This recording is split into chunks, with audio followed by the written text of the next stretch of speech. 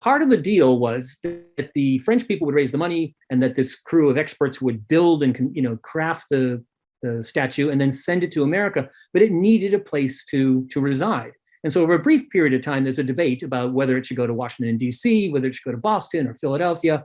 And eventually, I will spare you the details. But anyway, New York wins out, and New York has a bunch of little islands right in their harbor, including Bedloes Island.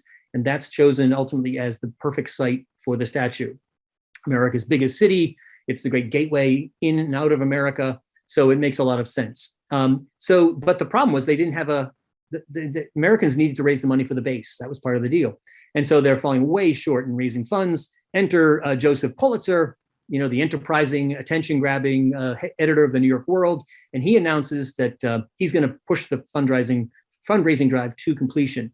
And he promises that if you give as little as a penny, you will get your name in the Pulitzer newspapers. And it works. Over 120,000 people donate, some as little as a penny, but many people donate $2, $3, $4, $5, $10, and it raises all the requisite money. And so once the funds were raised, construction began on the pedestal on Bedloes Island, just out there in New York Harbor.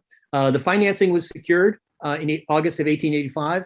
The pedestal construction was finished in 1886, the spring of 1886. And the statue, arriving in hundreds of crates, begins to arrive in New York Harbor in June of 1885. So by mid-1885, this thing is definitely going to happen.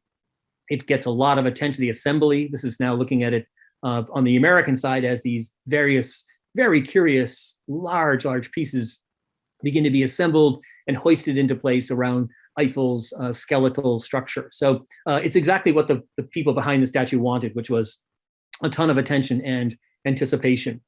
And to make a long story short, it is completed in the summer and fall of 1886 and unveiled on October 28th, 1886.